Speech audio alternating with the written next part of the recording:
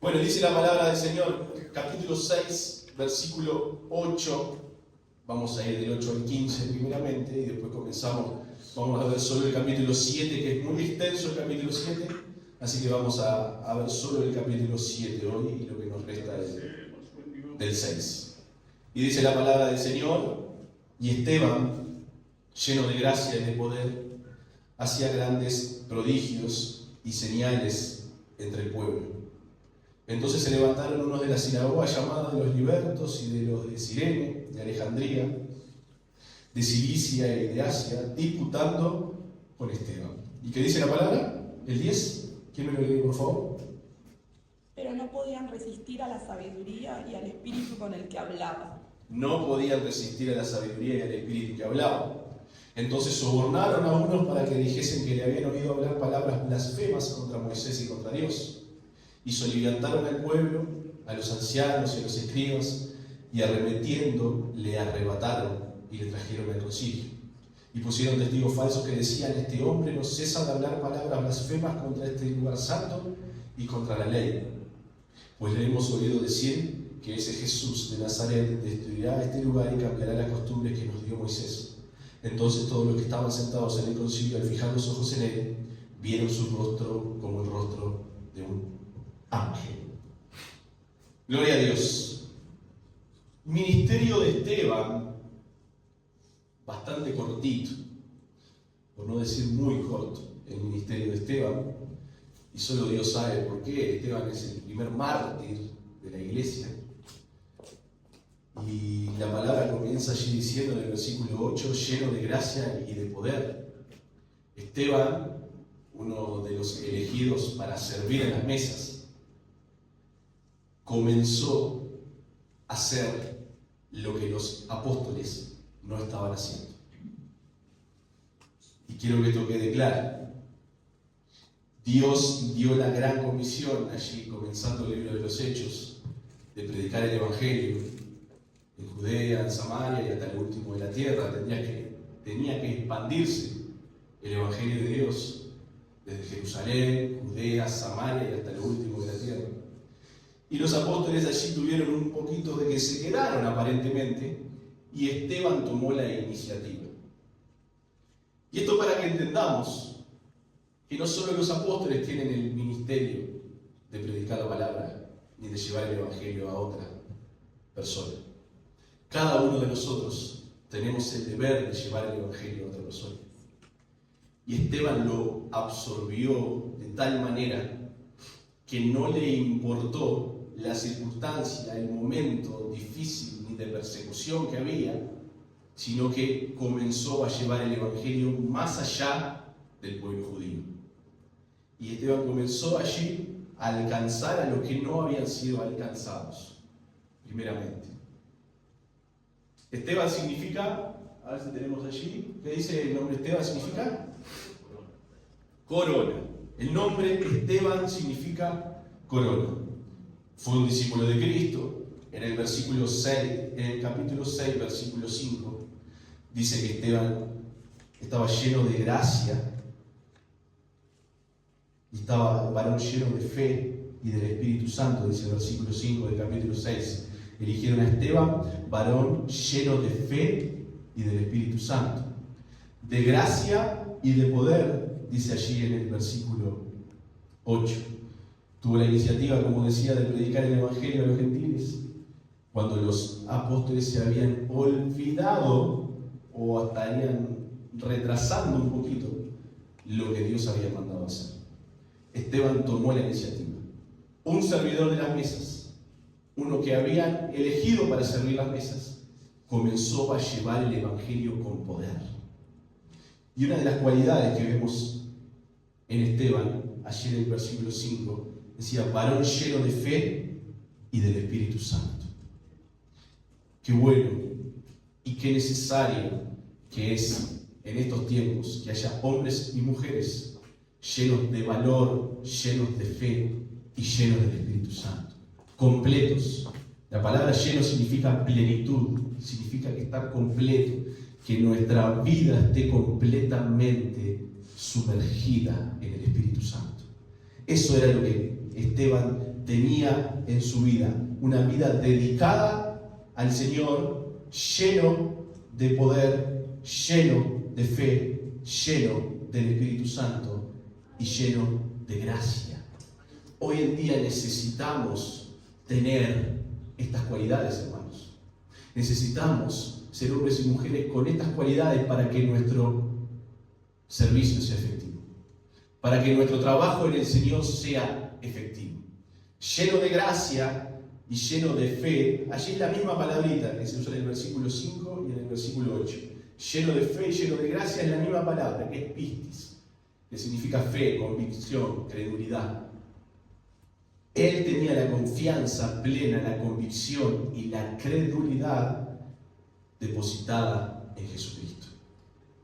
Sabía que esto le podía traer persecución. No lo dice la palabra, pero creo que lo sabía, porque en ese momento ya se estaba viviendo en la persecución dentro de los cristianos.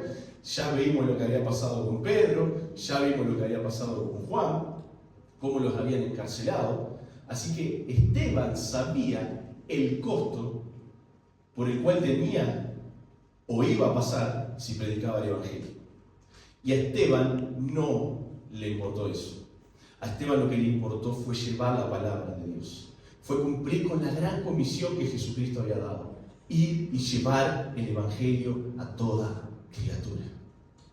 No importa lo que suceda con mi vida, yo llevo el Evangelio a toda criatura. Y aparte de esto, dice allí el versículo 8, que estaba lleno de gracia y lleno de poder, hacía grandes señales, hacía prodigios, maravillas delante del pueblo. Y todo esto porque estaba pleno y completo en Jesucristo. Necesitamos tener esa plenitud en Cristo, hermanos. Necesitamos tener esa llenura plena en Cristo, que el Espíritu Santo nos gobierne de tal manera que nuestra carne desaparezca y que lo que hagamos todo sea obra del Espíritu Santo. Señales, prodigios, se levantó Esteban, se levantó el diácono, se levantó el servidor de la mesa, se levantó un don nadie a llevar el Evangelio. Ahora tú te piensas que eres, no, yo no soy nadie, yo estoy aquí en la iglesia, vengo, no, tú eres importante. Todos somos importantes, todos somos necesarios en el reino de Dios. Todos necesitamos tomar las armas y el poder y la llenura y la plenitud del Espíritu Santo para llevar el Evangelio, hermanos. Eso es lo que entendió plenamente Esteban. Esteban entendió y comprendió que necesitaba. A ver que se nos da cortina, gracias. Ojo, amor. Ya queda menos, ya queda menos. Esteban entendió y comprendió que no importaba lo que fuera a padecer, lo que importaba era llevar la palabra. Y en estos tiempos tenemos que volver, hermanos, a la iglesia primitiva, y por eso era parte del libro de los Hechos que nosotros íbamos a estudiar, para que entendamos que si volvemos a las raíces de la iglesia primitiva, vamos a hacer una iglesia efectiva. Si volvemos a las bases fundamentales de la iglesia primitiva, vamos a hacer una iglesia llena del poder del Espíritu Santo. Yo por lo menos quiero hacer eso. Yo anhelo, deseo hacer eso. Y creo que cada uno de ustedes anhela en lo más profundo de su corazón poder ser como nuestros hermanos en el pasado y ser llenos del poder del Espíritu Santo y llevar la palabra cueste lo que cueste. Porque nuestro reino no está aquí, en la tierra. Nuestro reino está en los cielos. Y no importa lo que nos pueda hacer el hombre, podrá destruir nuestro cuerpo, pero nuestra alma no la va a poder destruir, porque eso está en las manos de Dios. Entonces nosotros tenemos que tener la seguridad, hermanos, así como la tuvo Esteban, de que por más que haya persecución, por más que haya ataques, por más que nos prohíban cosas, nosotros tenemos que seguir llevando la palabra de Dios. Ahora en España salió una resolución ahí media rara que no la entendí muy bien. Capaz que alguno la escuchó. Que se le prohibía de parte del gobierno, y no quiero equivocarme, hablarle a las personas con diferentes ideologías de género para convertirlas al cristianismo. Creo que era así. Si no es así, les pido perdón, chequenlo. El gobierno de España hizo un decreto para eso. Y las iglesias, leía allí que muchas iglesias se juntaron, hicieron un comunicado, firmaron muchos pastores, muchos predicadores, evangelistas, para decir: nosotros vamos a seguir apoyando y recibiendo a ese tipo de gente. No los vamos a dejar. No los vamos a apartar de la iglesia. Pero la palabra de Dios se va a seguir predicando y enseñando tal cual es. ¿Vamos a trabajar con ellos? Sí, vamos a trabajar con ellos. Pero no puede ninguna autoridad humana, hermanos, impedirnos lo que dice la palabra de Dios. Porque la palabra de Dios, por más que el mundo no lo entienda, está por encima de cualquier gobernante. Está por encima de cualquier país. Está por encima de cualquier presidente. Está por encima de todos. La palabra de Dios. Va a venir la persecución. Va a venir. Nos van a prohibir. Pero nosotros sigamos predicando la palabra de Dios, hermanos. Sigamos hablando las verdades de Cristo Jesús. Sigamos diciendo: esto no es así, esto es así, sin temor. Por más que se levanten los fariseos, por más que se levanten los escribas, por más que se levanten los saduceos, nosotros sigamos llevando la palabra que Dios nos manda a predicar. Versículo 9 dice: entonces se levantaron unos de la sinagoga llamada de los libertos, y de los de Cirene, de Alejandría, de Cilicia y de Asia, disputando con Esteban, debatiendo con Esteban. Era un debate. Hasta ahora la cosa venía tranquila. Debatiendo ideas. Debatiendo lo que yo creo, lo que cree el otro, lo que creía Esteban, lo que creían todos estas sinagogas. Y saben que allí de Cilicia es la ciudad donde nació Saulo, Pablo, ¿no? Y ya se cree que allí podía estar Saulo, que viene después en el capítulo 8. Que Pablo ya estaba escuchando las maravillas de Dios por medio de Esteban.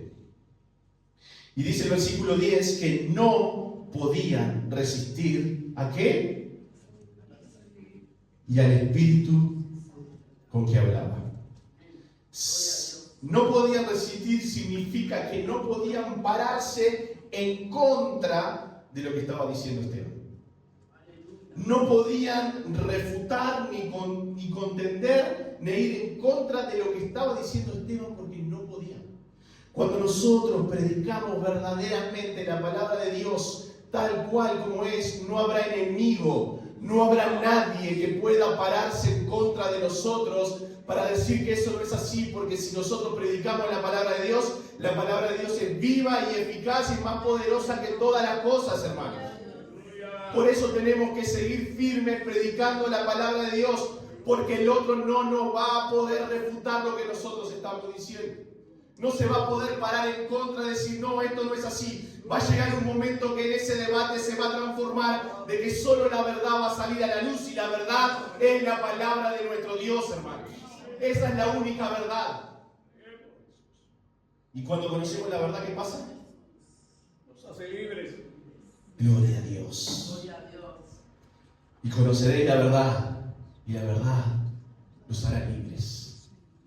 Libres del pecado, libres de la esclavitud, libres del miedo, libres del dolor, libres de la soledad, libres de todo lo que tú tengas y padezcas de parte del enemigo. La palabra te va a hacer libre. Si tú le crees a la palabra te va a hacer libre. Libre de todo eso.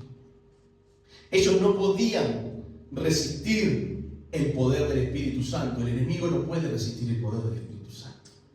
Porque no hablaba palabras vacías Esteban, sino que de la boca de Esteban salían palabras llenas del Espíritu Santo. Por eso dice sabiduría, y al Espíritu no podían resistir a la sabiduría con que hablaba Esteban, ni al Espíritu que había y que tenemos hoy nosotros, al Espíritu Santo de Dios. Si nuestra palabra es hablada de parte del Espíritu Santo, esa palabra es la que va a cambiar. Esa palabra es la que va a transformar.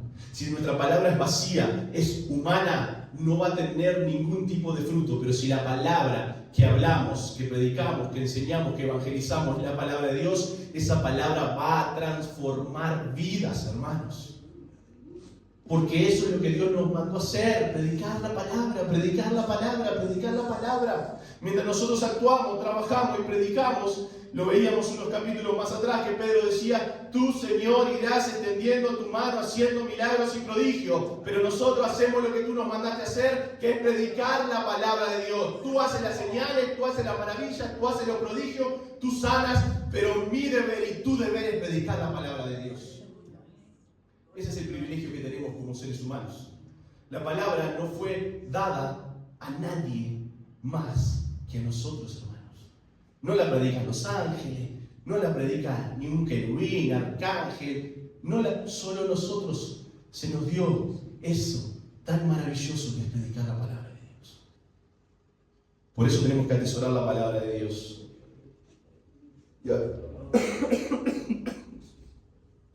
Perdón. Y hablábamos con los jóvenes el otro día, que traten de tener su Biblia física. Aquellos que no tengan, traten de tener su Biblia física.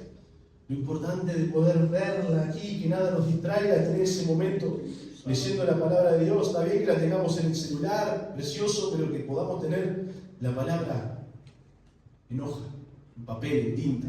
La quisieron destruir la palabra. El enemigo quiso hacer desaparecer la palabra. Y hermanos, en nuestro pasado, muy atrás, hicieron lo imposible para que la palabra permaneciera, y la guardaron y la ocultaron. Y Dios, sin lugar a dudas, era el que estaba detrás de todo eso. Se tomaron el tiempo de unificar la Biblia, de armarla parte por parte, guiada por el Espíritu Santo. ¿Cómo no debemos de atesorar nosotros la palabra de Dios? Y venía bien la cosa, como les decía. Venía bien el debate, venía tranquilo. Pero cuando el enemigo no puede ir en contra de lo que tú estás diciendo, ¿qué pasa? Va a usar sus formas fuera de lo que para nosotros tendría que ser normal de un debate. Va a usar estrategias, artimañas, engaño, para impedir que esa palabra se siga predicando. Entonces sobornaron, dice el versículo 11, a unos para que dijesen que le habían oído hablar palabras blasfemas contra Moisés y contra Dios. ¿Qué les recuerda esto?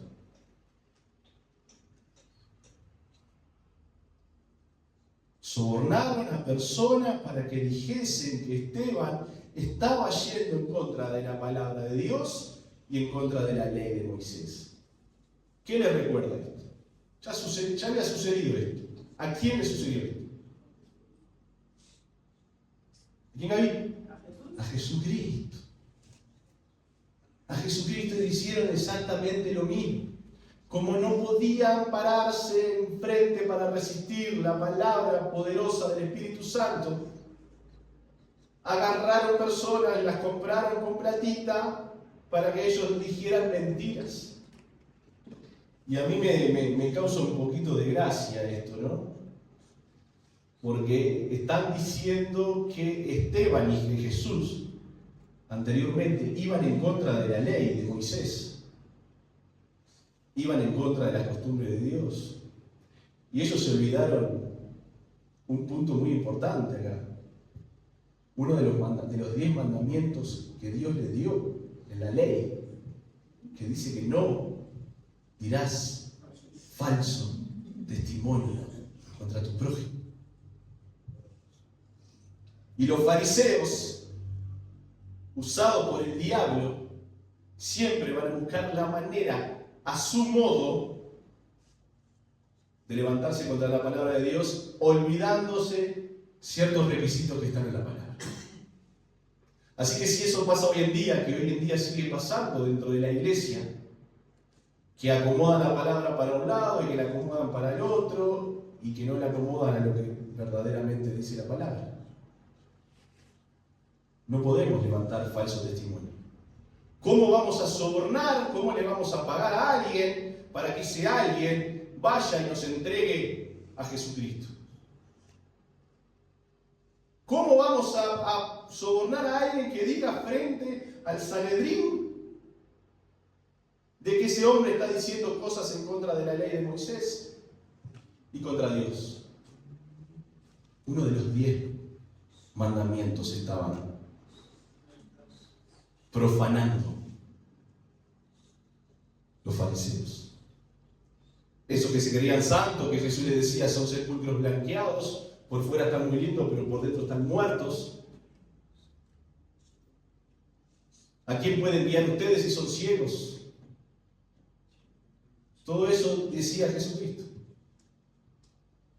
Y hoy en día capaz que nos toca enfrentar a ese tipo de gente, pero nosotros sigamos, hermanos, manteniéndonos en la palabra de Dios. Cuando se levanten en tu contra porque no pueden sostener lo que tú estás diciendo, quédate tranquilo que Dios se va a encargar. Y soliviantaron, dice el versículo 12. Soliviantaron es agitaron. Y yo cuando estudiaba acá, me causó un poco de gracia, me lo imaginaba, ¿no? Vamos todos ahora. Tenemos que agarrar a este Esteban y lo tenemos que apedrear. Porque es un blasfemo. Vamos. Eso significa soliviantar. Agitaron al pueblo, a los ancianos y a los escribas, y arremetiendo contra él, arremetieron contra Esteban. Arremetieron, lo embistieron a Esteban, lo agarraron a la fuerza. Dice, lo arrebataron y le trajeron al concilio. A los 71 santitos que había allí en el Sanedrín. El Sanedrín estaba conformado por 70 sacerdotes, más el sumo sacerdote, 71, estaban sentaditos en media luna, para que todos se vieran entre ellos la cara y paraban al pobre infeliz que querían. Lo paraban aquí y en media luna así, estaban todos enfrente para ver qué tenía que decir. Los 71 santitos fariseos, así como lo hicieron con Cristo, lo hicieron con Esteban. Y pusieron testigos falsos que decían, este hombre no cesa de hablar palabras blasfemas contra este lugar santo. ¿Cuál era el lugar santo? A ver si alguien tiene idea de cuál era el lugar santo. Vamos que estamos en un estudio, los quiero atentos. Y contra la ley. ¿Cuál era el lugar santo? ¿Qué se imagina usted? El templo. Y después vamos a entrar un poquito en eso. Este hombre lo único que hace es hablar palabras blasfemas contra este lugar santo y contra la ley que nos dio nuestro padre, nuestro profeta Moisés. Pues le hemos oído decir que ese Jesús de Nazaret destruirá este lugar y cambiará las costumbres que nos dio Moisés. Entonces todos los que estaban sentados en el concilio, al fijar los ojos en él, vieron su rostro como el rostro de un ángel. Su semblante, su aspecto era como el rostro de un ángel. Esteban se mantenía lleno del Espíritu Santo y su rostro no cambió en frente a esos 71 fariseos que lo señalaban y que habían levantado injurias y calumnias y sobornaron y pagaron para que levantaran falso testimonio. Su semblante era como el semblante de un ángel. Que nuestro semblante hoy, hermanos, pues si pudiera ser como el semblante de un ángel, gloria a Dios. Gloria a Dios. Que en el peor momento de dificultad y de persecución y de ataque del enemigo, nuestro semblante no cambie porque tenemos nuestra fe depositada en Cristo. Y que pase lo que pase, Cristo está en control de todo. Cristo está en control de todo, hermanos. Su aspecto, su semblante era como el semblante de un ángel. Y vamos al capítulo 7. Esa fue la introducción. Ahora comenzamos el capítulo 7 dentro del Sanedrín, dentro del concilio, para que estos 71 sacerdotes escucharan la defensa de Esteban. Y separé el bosquejo, ahí Mari lo puso, gloria a Dios. El bosquejo está separado. Desde el versículo 2 al 53 es el discurso de Esteban. Del versículo 2 al 53 es todo el discurso de Esteban dando su defensa. Pero dentro de eso hay una subdivisión que es importante destacarla para que podamos entender que del capítulo 2 al capítulo 7 Esteban va a hablar desde Abraham y la era patriarcal. ¿Lo leemos? Amén. ¿Qué dije, Gaby? Versículo. Amén. Gracias. Desde el versículo 2 hasta el 8 vamos a ver cómo Esteban habla desde Abraham hasta los patriarcas de Israel. Para que podamos entender qué era lo que estaba haciendo Esteban con esto. El versículo 1 dice, el sumo sacerdote dijo entonces, ¿esto es así? La acusación por la cual tú estás hoy acá, que estás blasfemando contra el templo y contra la ley de Moisés, ¿esto es así? ¿Sí o no? Esa era la pregunta que le estaba haciendo allí el Sanedrín. ¿Qué hubiera pasado si Esteban hubiera respondido no? ¿Qué hubiera pasado si Esteban hubiera respondido sí? No lo vamos a ver sin lugar a duda. Pero lo importante en una defensa es dar argumentos sólidos para defendernos de los ataques que el enemigo nos quiere dar. Y aquí surgió el primer apologética, es la defensa con palabras ante un tribunal o ante alguien. La apologética bíblica es la defensa de la Biblia, con la Biblia, defendiendo la Biblia, hablando y explicando la Biblia. Eso es la apologética. Es una materia que se da también. Y el primer apologista acá fue Esteban. Esteban hizo una defensa de toda la acusación que le estaba dando, citando a todo el Sanedrín lo que había pasado desde los comienzos de Abraham. Y dice la palabra, y él dijo, varones, hermanos y padres, oíd. El Dios de la gloria apareció a nuestro padre Abraham, estando en Mesopotamia, antes que morase en Aram. Y le dijo, sal de tu tierra y de tu parentela, y ven a la tierra que yo te mostraré. Entonces salió de la tierra de los caldeos, y habitó en Aram, y de allí muerto su padre, Dios le trasladó a esta tierra, en la cual vosotros habitáis ahora. Y no le dio herencia en ella, ni aún para sentar un pie, pero le prometió que se la daría en posesión a su descendencia después de él, cuando él aún no tenía hijo. Y le dijo así, que su descendencia sería extranjera en tierra ajena, y que los reducirían a servidumbre y los maltratarían por 400 años. Mas yo juzgaré, dijo Dios, a la nación, de la cual serán siervos, y después de esto saldrán y me servirán en este lugar. Y le dio el pacto de la circuncisión, y así Abraham engendró a Isaac, y le circuncidó al 8º día, e Isaac a Jacob, y Jacob a los 12 patriarcas. ¿Qué era lo que estaba haciendo aquí Esteban? ¿Qué era lo que Esteban quería defenderse con este primer pasaje? Que la adoración a Dios y que la relación con Dios no está estipulada únicamente dentro del templo. Y eso es lo que va a seguir detallando más adelante. Dios llamó a Abraham de otra tierra, le iba a dar la tierra en posesión, no se la dio a él, se la dio a su descendencia. Y ahí vinieron todos los patriarcas, y los patriarcas se mandaron alguna cosita, los patriarcas. Los patriarcas se mandaron alguna macana. O sea que ustedes, que son descendientes de ellos, ya desde ese comienzo estaban yendo en contra de lo que Dios quería hacer. Y sigue diciendo el versículo 9, que allí va a hablar de José y el exilio egipcio. Dice, los patriarcas movidos a envidia vendieron a José para Egipto, pero Dios estaba con él.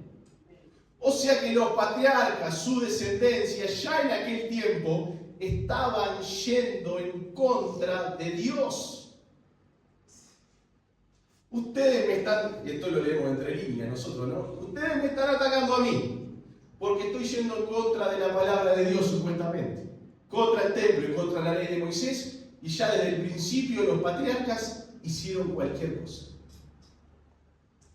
Dice, y le libró de todas sus tribulaciones, y le dio gracia y sabiduría delante de Faraón, rey de Egipto, el cual lo puso por gobernador sobre Egipto y sobre toda su casa.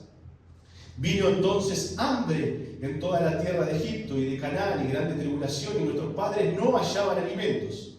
Cuando oyó Jacob que había trigo en Egipto, envió a nuestros padres la primera vez. Y en la segunda, José se dio a conocer a sus hermanos y fue manifestado a Faraón el linaje de José. Y enviando José hizo venir a su padre Jacob y a toda su parentela en número de 75 personas.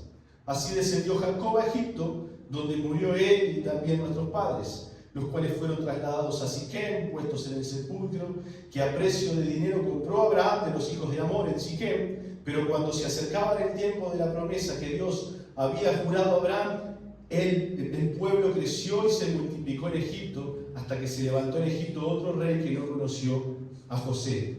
Este rey, usando de astucia con nuestro pueblo, maltrató a nuestros padres a fin de que pusiesen a la muerte a sus niños para que no se propagase. Los patriarcas fallaron y se equivocaron. Dios les dijo que iban a estar en esclavitud durante 400 años y eso se cumplió porque ellos fueron en contra de Dios. Y por sobre todo, agarraron a su hermano, José, el más querido por su padre, y lo vendieron. Primero lo metieron en una cisterna, lo quisieron hacer parecer que estuviera muerto, lo venden para decirnos nunca más nos vamos a encontrar con José. Eso es lo que hicieron su descendencia. Es lo que le está diciendo Esteban. Los líderes religiosos de aquellos tiempos tienen una historia de rechazo contra la verdad de Dios y contra los que proclaman las verdades de Dios. A lo largo de la historia, todos los hombres, no todos, pero la mayoría de las veces, los profetas se levantaban hablando de parte de Dios y no escuchaban lo que Dios hablaba a su pueblo. Y toda esa descendencia de ustedes, les dice Esteban, rechazaron constantemente a aquellos que proclamaban la palabra de Dios. Y saben que en José encontramos similitudes con Cristo, que las vamos a detallar y para que ustedes se lo queden, porque esto es de mucha riqueza. Las similitudes que hay entre José y Cristo, lo que pasó José con lo que pasó Cristo, que ya eso estaba prefigurando lo que iba a pasar con el Señor Jesús. Dice, el primer punto es que su padre lo amaba. Jacob lo amaba a José, por sobre todos los hermanos. Tenía más amor por él que por todos los demás. Al igual que el padre ama a su hijo. Sus hermanos lo aborrecían y lo envidiaban, así como sus hermanos aborrecieron y envidiaron a Jesucristo aquí en la tierra. Todo eso es lo que le está queriendo decir Esteban para que ellos lo entiendan. Porque vamos a tener una cosa clara. Esteban no les estaba explicando la historia, porque ellos la conocen de memoria toda. Esteban lo que le estaba diciendo, lo estaba tratando de hacer entender, esto que ustedes conocen es lo que han hecho durante toda la historia del pueblo judío. Por eso presenta a José ahora para mostrar la similitud con Cristo. Lo vendieron por el precio de un esclavo. A Jesús lo vendieron por el precio de un esclavo. 30 piezas de plata. Lo humillaron como sirviente. Así como humillaron a José, a Jesucristo lo humillaron. Lo acusaron falsamente, como acusaron a José falsamente la esposa de Potifar, sus hermanos. Con Jesús hicieron lo mismo. Luego lo exaltaron y lo honraron. Sus hermanos no lo reconocieron la primera vez. El pueblo no lo reconoció por primera vez a Jesucristo. Se reveló a sí mismo la segunda vez, así como Cristo se va a revelar por segunda vez al pueblo de Israel. Y José, al igual que Cristo, José tomó una esposa gentil, apartado de su nación, apartado de su familia, apartado de sus ideales puestos en Dios, apartado de su creencia. José tomó una esposa gentil. ¿Qué hizo Cristo? ¿Cuál es la esposa de Cristo? La iglesia. Tú y yo somos la esposa de Cristo. Gentiles, que no teníamos herencia con Dios, que no teníamos lugar, pero que fuimos injertados en la vid de Israel para ser parte de esa esposa. Seguimos. Versículos 20 al 44, Esteban va a hablar de Moisés, el éxodo y las peregrinaciones por el desierto. Dice, en aquel mismo tiempo nació Moisés y fue agradable a Dios y fue criado 3 meses en casa de su padre. Pero siendo expuesto a la muerte, la hija de Faraón le recogió y le crió como a hijo. Y fue enseñado a Moisés en toda la sabiduría de los egipcios y era poderoso en sus palabras y obras. Cuando hubo cumplido la edad de 40 años, le vino al corazón el visitar a sus hermanos, los hijos de Israel. Y al ver a uno que era maltratado, lo defendió e hirió al egipcio, vengó al oprimido. Pero él pensaba que sus hermanos comprendían que Dios le daría libertad por mano suya, mas ellos no le habían entendido así. Y al día siguiente se presentó a uno de ellos que reñían y los ponía en paz, diciendo, varones hermanos sois, ¿por qué os maltratáis el uno al otro? Entonces el que maltrataba a su prójimo le rechazó, diciendo, ¿quién te ha puesto por gobernante y juez sobre nosotros? ¿Quieres tú matarme como mataste ayer al egipcio? Al oír esta palabra, Moisés huyó y vivió como extranjero en tierra de Madián, donde engendró 2 hijos. Pasados 40 años, un ángel se le apareció en el desierto del monte Sinaí en la llama de fuego de una zarza. Entonces Moisés, mirando, se maravilló de la visión y acercándose para observar, vino a él la voz del Señor. Yo soy el Dios de tus padres, el Dios de Abraham, de Isaac y el Dios de Jacob. Y Moisés, temblando, no se atrevía a mirar. Y le dijo el Señor, quita el calzado de tus pies, porque el lugar en que estás es tierra santa. Ciertamente he visto la aflicción de mi pueblo que está en Egipto y he oído su gemido, y he descendido para librarlos. Ahora pues, ven, te enviaré a Egipto. A este Moisés, a quien habían rechazado diciendo, ¿quién te ha puesto por gobernante y juez? A este lo envió Dios como gobernante y libertador por mano del ángel que se le apareció en la zarza. Este lo sacó, habiendo hecho prodigios y señales en tierra de Egipto y en el Mar Rojo y en el desierto por 40 años. Este Moisés es el que dijo a los hijos de Israel, profeta os levantará el Señor vuestro Dios de entre vuestros hermanos como a mí. A él oiréis. Este es aquel Moisés que estuvo en la congregación en el desierto como el ángel que le hablaba en el monte Sinaí con nuestros padres y que recibió palabras de vida que darnos, al cual nuestros padres no quisieron obedecer, sino que le desecharon y en sus corazones se volvieron a Egipto.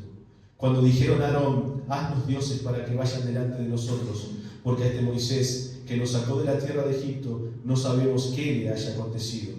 Entonces hicieron un becerro y ofrecieron sacrificio al ídolo y en las obras de sus manos se regocijaron y Dios se apartó y los entregó a que rindiesen culto al ejército del cielo, como está escrito en el libro de los profetas. ¿Acaso me ofreciste víctimas y sacrificios en el desierto por 40 años, casa de Israel? Antes bien, llevasteis el tabernáculo de Moloc y la estrella de vuestro dios Renfán, figuras que os hiciste para adorarlas. Os transportaré, pues, más allá de Babilonia. tuvieron nuestros padres el tabernáculo del testimonio en el desierto, como había ordenado Dios cuando dijo a Moisés que lo hiciese conforme al modelo que había visto. Esa es la respuesta que Esteban, le da al Sanedrín para explicar la acusación que estaban haciendo en su contra Moisés. A ese Moisés que Dios le dio la ley, el pueblo lo rechazó. A ese Moisés que no creían, el pueblo, cuando estaba en el desierto, se puso en contra de Moisés, porque tenían su corazón puesto en Egipto y no tenían su corazón puesto en Dios. Hoy, hermanos, nuestro corazón tiene que estar puesto en Jesucristo. Nuestro corazón tiene que estar puesto en Dios. Muchas veces nuestro corazón quedó en el pasado pensando y viviendo la vida que teníamos de riqueza, de bienestar, de alegría, de jolgorio, de fiesta, de lo que sea. Nuestro corazón quedó muchas veces como quedó en el pueblo de Israel en Egipto, pensando mejor la pasaba yo en Egipto que ahora en este desierto. Pero nosotros tenemos que traer nuestro corazón a Dios, porque es necesario que nosotros pasemos por el desierto para purificar nuestro corazón.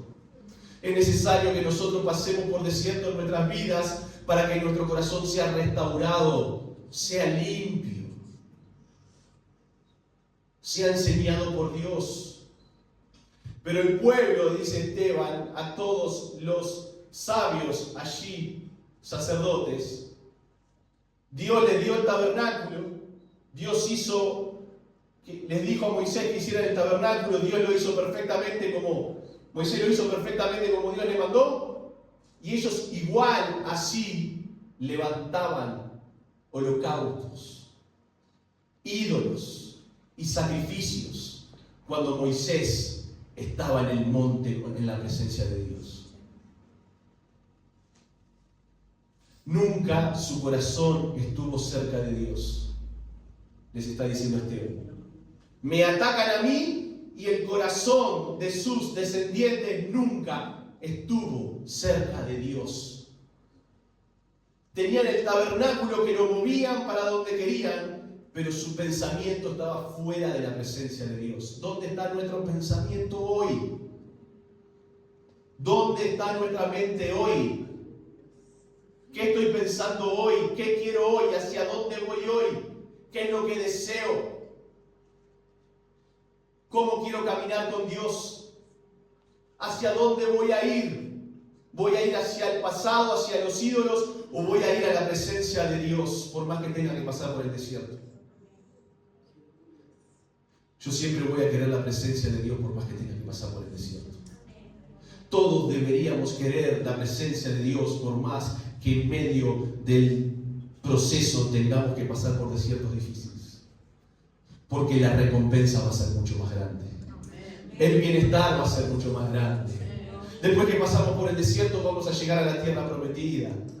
Pero el tiempo que pasemos en el desierto va a ser el tiempo que Dios precise para restaurarnos a cada uno de nosotros.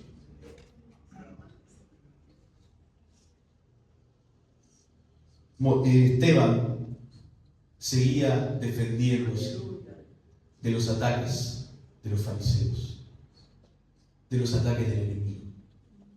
¿Cómo nos defendemos hoy de los ataques del enemigo? Vamos a defendernos con la palabra. La mejor arma que tenemos es la palabra. Moisés tiene similitud con Cristo. Así como tuvo José, Moisés también tiene una gran similitud con Cristo. Fue perseguido e intentaron matarlo cuando era niño. Apenas nació Jesús, ya saben todos, la mayoría, creo, la historia, ¿no? Herodes había nacido el rey de los judíos, tengo que matarlo, que este me va a sacar el trono. Mandó matar a todos los niños menores de 2 años. Y con Moisés pasó lo mismo. El pueblo de Israel estaba creciendo. Entonces dijo el faraón, vamos a matar a todos los niños que nazcan varones, así no se reproducen más. Otro punto de similitud es que Moisés rechazó el mundo por salvar a su pueblo. Moisés tenía todo en el palacio. Moisés tenía todo y rechazó todo por ir a servir a Dios. ¿Qué estamos rechazando hoy nosotros por ir a servir a Cristo? ¿Qué es lo que tenemos hoy que estamos dispuestos a rechazar para servir a Cristo? A Moisés no le importó la riqueza, a Moisés no le importó la sabiduría, a Moisés no le importó la comodidad. 40 años sin saber ni conocer de Dios, ni de dónde había salido, ni de su pueblo. Él sentía dentro algo que tenía que hacer para acercarse. Y ese era el Espíritu Santo tratando con la vida de Moisés. Cuando tú sientas dentro tuyo algo que te inquieta, dile, si no entiendes, a Dios y pídele revelación. Y, Señor, esto viene de ti. Porque yo quiero hacerlo. Esto que arde dentro mío, yo no lo puedo contener. No es mío, Señor, no es mío. No es nuestro, porque nosotros no somos nada. Pero tenemos al Espíritu Santo dentro nuestro que va trabajando y trabajando y trabajando y nos inquieta una y otra vez, y nos inquieta una y otra vez, y nosotros no lo hacemos, no lo hacemos, no lo hacemos. Y Moisés huyó porque creyó que lo iban a matar. Pero todo eso era parte del plan de Dios. Apartarlo para trabajar con Él. Durante 40 años más, Moisés no tuvo un encuentro con Dios. Necesitaron 80 años de su vida para que Moisés tuviera un encuentro con Dios.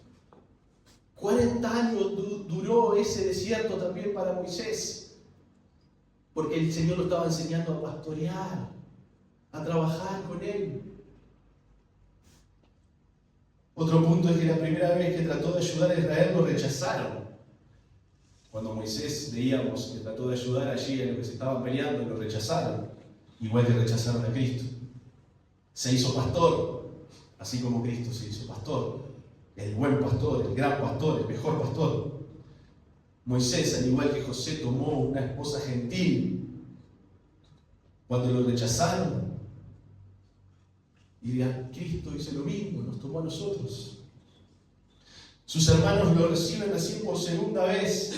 Cuando vuelve como ese libertador, ahí sí lo reciben. Libró a su pueblo de la esclavitud mediante la sangre del Cordero, así como Cristo nos libró de la esclavitud del pecado, derramando su vida y su sangre en la cruz del Calvario. Fue profeta, Moisés, fue sacerdote y fue rey, al igual que Cristo. Yo no recordaba que Moisés había sido profeta, rey también. Y está en la palabra. Se los debo ahora, pero después se lo paso. Que a Moisés lo levantaron como rey también. Al igual que Cristo. Profeta, rey y sacerdote. Y sigue un poquito más esto. Viene ahora. Ya terminamos. Así no se aburren más. Ahora va a hablar Esteban de David, de Salomón y el establecimiento de la monarquía. En estos versículos, Esteban abarca casi toda la historia de Israel. Del 45 al 50 dice: el cual, recibido a su vez por nuestros padres, lo introdujeron con Josué al tomar posesión de la tierra de los gentiles, a los cuales Dios arrojó de la presencia de nuestros padres hasta los días de David. David, halló gracia delante de Dios y pidió proveer tabernáculo para el Dios de Jacob. Mas Salomón le edificó casa. Y mira lo que dice aquí la palabra. Si bien el Altísimo no habita en templos hechos de mano, como dice el profeta, el cielo es mi trono y la tierra el estrado de mis pies. ¿Qué casa me edificaréis?, dice el Señor, o cuál es el lugar de mi reposo. ¿No hizo mi mano todas estas cosas? Eso lo habla Isaías, capítulo 66, que Dios no habita en templos hechos de manos humanas. Me están atacando, dice Esteban, que estoy hablando en contra del templo. Les voy a recordar lo que dice el gran profeta Isaías, que Dios no habita en templos hechos de manos humanas. ¿Dónde habita la presencia de Dios, hermanos? Recordemos siempre esto, siempre, digan lo que le digan. Usted recuerde eso siempre, que la presencia de Dios habita dentro nuestro. Aquí estas paredes es el lugar donde nos congregamos como iglesia nada más. No es que acá solo está la presencia, no, la presencia de Dios está dentro de nosotros y se manifiesta a través de nosotros, porque nosotros no somos hechos por manos humanas, somos hechos por Dios. Él nos hizo, por eso metió su presencia adentro de nosotros, metió su espíritu dentro de nosotros, porque Él quiso hacerlo de esa manera, porque así le plació a Él. Yo no habito en templos hechos de manos humanas. No me vengan que en el tabernáculo pasaron cosas.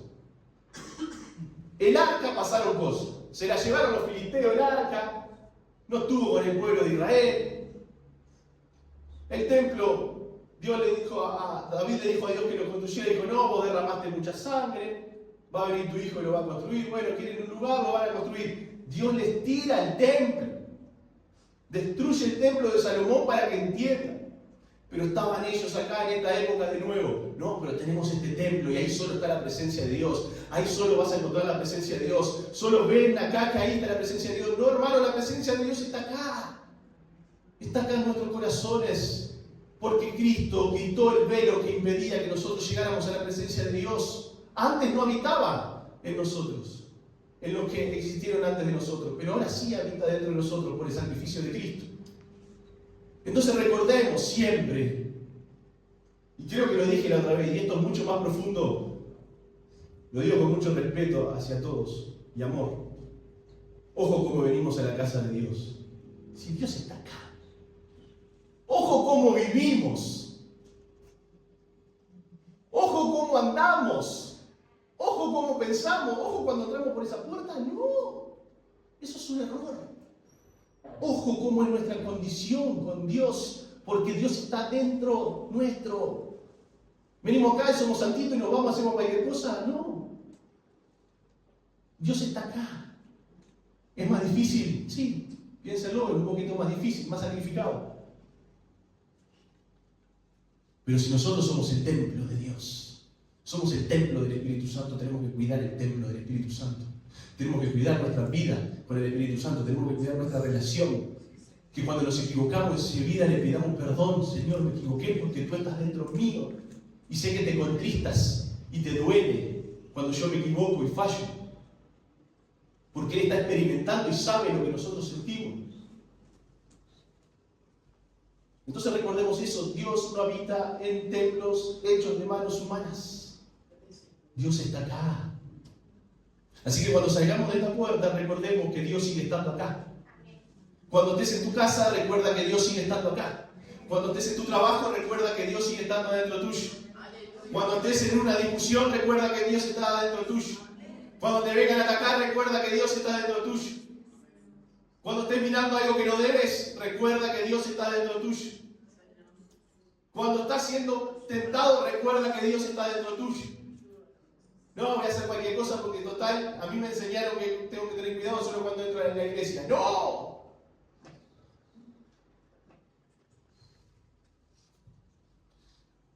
Aparte este relato también de Esteban demostró de que Dios es un Dios vivo y que se movió a lo largo de la historia y que siempre hizo caminar a su pueblo y que no lo dejó en un lugar solo. Dios es un Dios vivo, es un Dios activo. Amén. Él no se va a encerrar a lo que pasa en Jacobo, Rousseau 36, 29, no. Él se va a mover en nosotros, en la iglesia, en ti y en mí. Él se va a mover en la iglesia. No en donde nos congregamos, en la iglesia, que la iglesia somos los santos. La congregación de los santos en la iglesia, tú y yo somos iglesia. Y ahora porque estamos juntos somos iglesia nada más. No, nos vamos y seguimos siendo iglesia. Seguimos siendo la iglesia de Dios. Y Dios se quiere mover contigo en la calle, se quiere mover contigo en el trabajo, quiere que estés activo donde sea, en todo tiempo y en todo lugar. Dios te quiere activo. Él siempre movió a su pueblo, los guió, los dirigió, siempre los movió a más. Pero los fariseos de aquellos tiempos, y espero que ya no queden en este tiempo, se siguen enfocando en esas cosas. Estudiemos la palabra. Aprendamos la palabra. Dios habita en nosotros. Dios es un Dios de acción, un Dios de movimiento, un Dios que te quiere en movimiento, que te quiere en acción, que te quiere sirviendo, que te quiere trabajando, que te quiere, así como le decía hace un rato, cuando sientes eso dentro, quiere que lo hagas. Si tú estás sintiendo que tienes que hablarle a alguien, no te tomes mucho tiempo en decir, esto será de Dios o es cosa mía. ¿Qué hago? ¿Le predico o no le predico? ¿Le hablo o no le hablo? ¿Estás haciendo algo malo? ¿Sí o no? No los escucho. No tengas miedo. ¿Es algo que puso Dios en tu corazón o te lo pusiste vos? Capaz que no lo hagas entender. Ahora, ¿el enemigo te va a poner en tu corazón que vayas y le prediques a alguien? No. Gloria a Dios por ese celular. Vamos a hacer, se me había olvidado eso. Creo que en los liceos pasa, ¿no? Ustedes ya pasaron en los liceos, que les encantan los celulares. En muchos lados creo que me comentaron. Era Esperanza, ¿no? Que les encantan los celulares antes de entrar a las clases. Que no se los dejan meter adentro del salón. Vamos a empezar a hacer lo mismo en la iglesia. Vamos a armar una cajita ahí y vamos, un hermano se lo va a caer. No se van a morir por 2 horas sin teléfono. Con amor se le. Gloria a Dios. Pero me pone nervioso. Entiéndanos de este lado también. Que se corta lo que Dios quiere hacer. Y aparte siempre suena en momentos clave. Presten atención. No va a sonar cuando empezamos leyendo. Bendito sea Dios. El enemigo nunca va a poner que tú le prediques a alguien, que tú le hables a alguien de Dios. Hazlo. Hazlo porque si es tuyo, es de Dios, hacelo. No importa. Si es para hacer el bien, hagamos. Bueno, seguimos. Del 51 al 53. Viene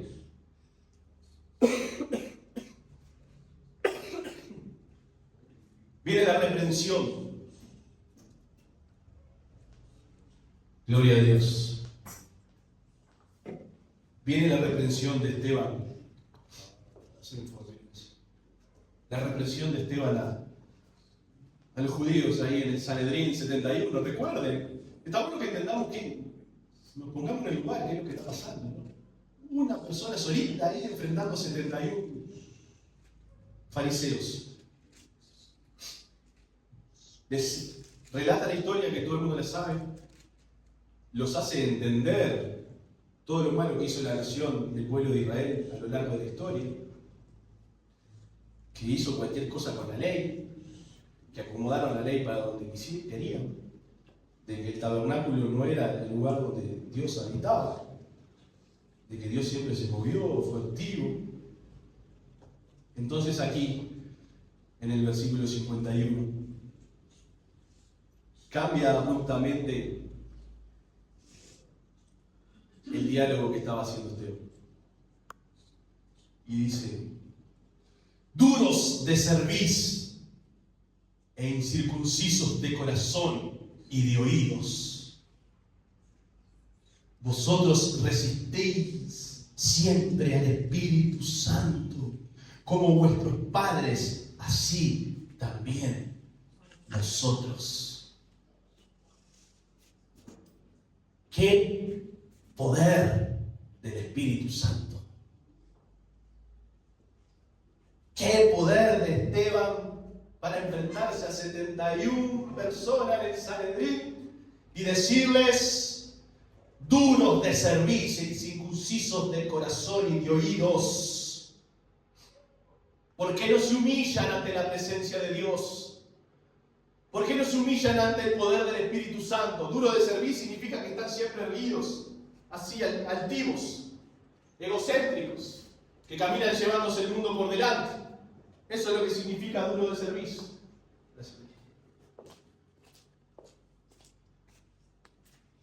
Ustedes se creen que saben todo, pero no. Ya Jesús los enfrentó. Ya Jesús les dijo, y yo lo voy a decir: incircuncisos de corazón.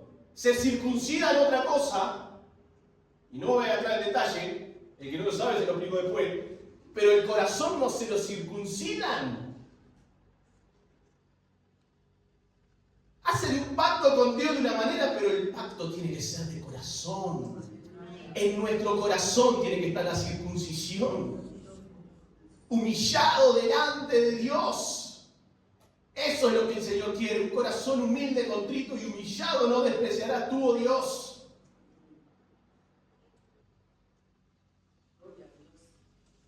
Y de oídos. Están escuchando. Están oyendo. Vieron las señales de Cristo, vieron las maravillas, vieron al rey que llegó profetizado por cada uno de los profetas, y ustedes no lo aceptaron.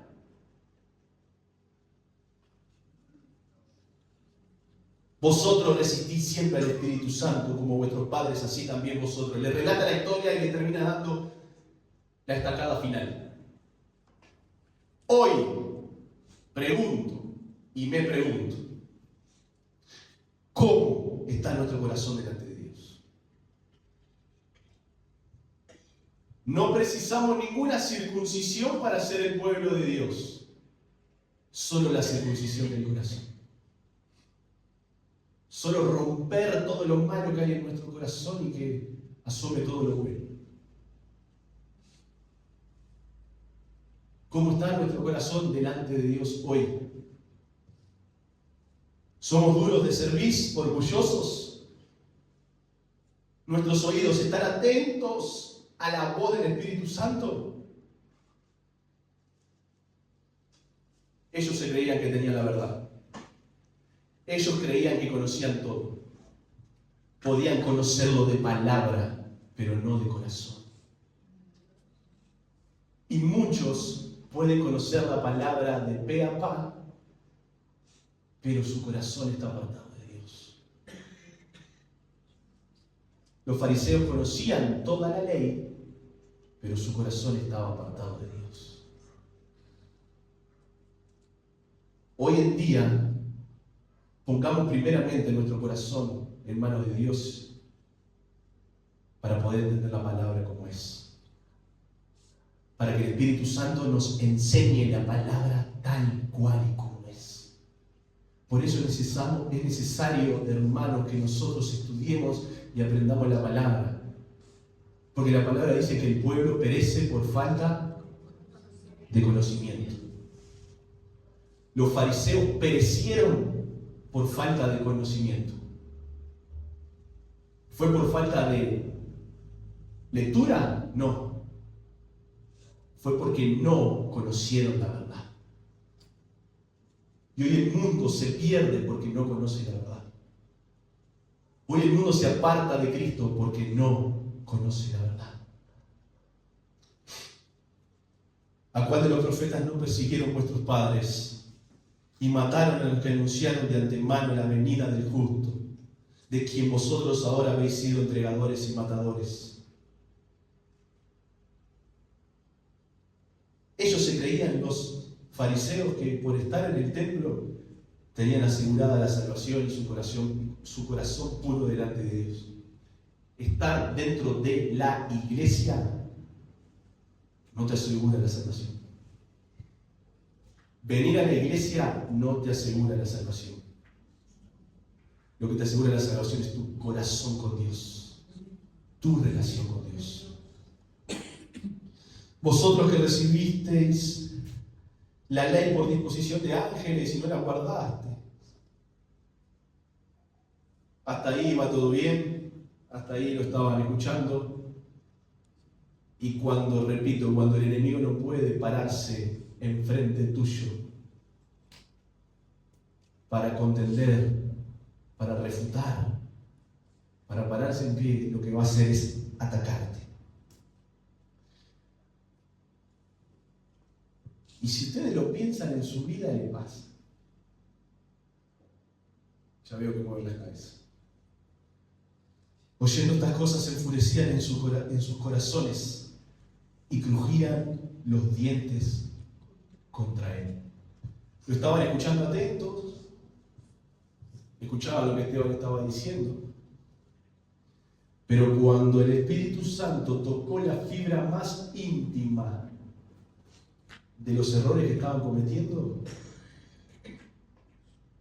sus corazones empezaron a arder de ira, de bronca, de enojo, no por la presencia del Espíritu Santo, sino por la presencia del maligno. Crujían los dientes, se enfurecieron. Imagínense esa situación.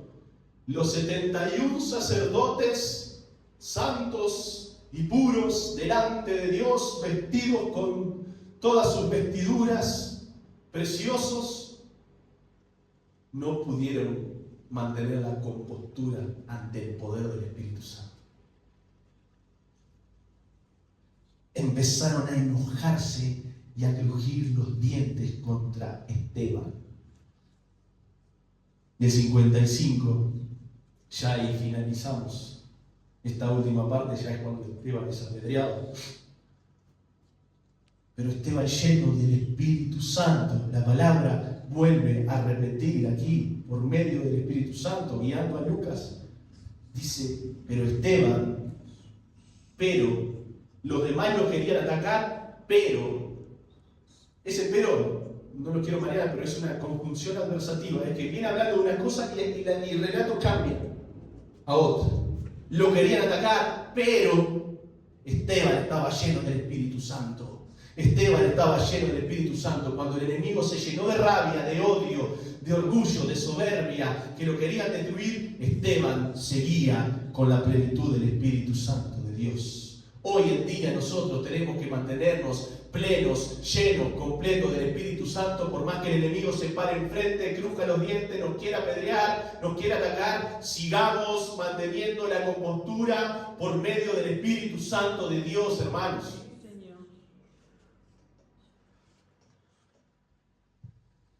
Pero Esteban, lleno del Espíritu Santo, puesto los ojos en el cielo, en el momento más difícil de tu vida, en el momento del ataque, pon tus ojos mirando hacia el cielo. Levanta tu mirada al cielo. Estás pasando por aflicción, levanta tu mirada al cielo. Estás triste, levanta tu mirada al cielo. Te van a atacar, levanta tu mirada al cielo. Pero estoy rodeado, no importa, levanta tu mirada al cielo, que lo que te espera es mejor. Lo que viene después de esta tierra es mejor. Si te matan, es mejor. Nadie dijo amén. Se ve que no queremos irnos con el Señor a veces.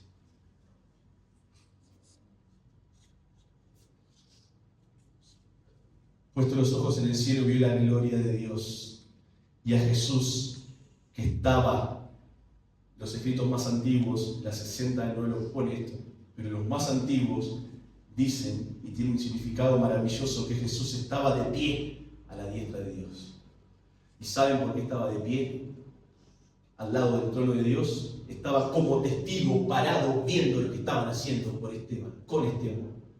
Cristo siempre va a estar de testigo de lo que te hacen. Siempre. Siempre va a estar de pie cuando tú estés mal. Ahí va a estar el Señor Jesucristo parado a la diestra de Dios para defender, diciendo testigo, ven conmigo si te quieres llevar. Y si no, lo dejo pero lo guardo y lo protejo. Ahí va a estar Jesucristo siempre como testigo, intercediendo por nosotros. Y Esteban, con toda la llenura del Espíritu Santo, vio la gloria de Dios. Vi a Dios en el trono, vi a Jesucristo parado a la derecha. Imagínense eso, hermanos. Imagínense cuando el enemigo te quiere destruir, te quiere atacar, te quiere matar, tú pongas los ojos al cielo y veas la gloria de Dios. Y esa gloria de Dios va a traer paz a tu vida. Esa gloria de Dios va a traer paz. Eso vivió Esteban cuando lo iban a matar. Porque la ley decía que aquellos que blasfemaren contra Dios tenían que ser apedreados. No fue el caso porque no era mentira. Esteban no dijo nada fuera de la ley, pero ellos lo utilizaron la ley a su conveniencia, como siempre. Y dijo el 56, dice, y dijo, he aquí veo los cielos abiertos y al Hijo del Hombre que está a la diestra de Dios. Eso decía Esteban cuando estaban a punto de matar. Veo, gloria a Dios, los cielos abiertos. Jesús y el Padre estaban esperando a Esteban. Jesús y el Padre te están esperando. Pon tu corazón en Él, pon tu vida en Él, que el Padre y Jesús te están esperando en el momento indicado que ya está marcado para tu vida y para mi vida. Ellos nos van a estar esperando. Nos van a estar esperando. Imagínense eso, hermanos. Y Esteban vio la gloria de Dios, vio toda su majestad, vio todo su poder, vio al Hijo allí a la diestra del Padre y dijo, mátalos, Señor, a todos. No quiero que ninguno me haga nada, destrúyelos a todos. No dijo eso Esteban. Defiéndeme, Jesús, ya que abriste el cielo, vení un poquito a atacar y encárgate de ellos. No. Envía un ángel, Señor, y defiéndeme. No. Esteban lo que dijo fue, entonces, ellos dando grandes voces se taparon los oídos y arremetieron a una contra él. Se taparon los oídos porque no podían soportar que Esteban estuviera viendo la gloria de Dios. Imagínense eso, hermanos. Cuando tú estás experimentando la presencia del Espíritu Santo en tu vida y el hermano te está mirando medio raro, no lo mires, enfócate en la presencia de Dios. Y deja que Él, si quiere llorar, llore. Si no llore, si te mire raro, te mira. Si se ríe, que se ría. Yo estoy en la presencia de Dios. Gloria a Dios. Denle un fuerte aplauso a Dios. Gloria.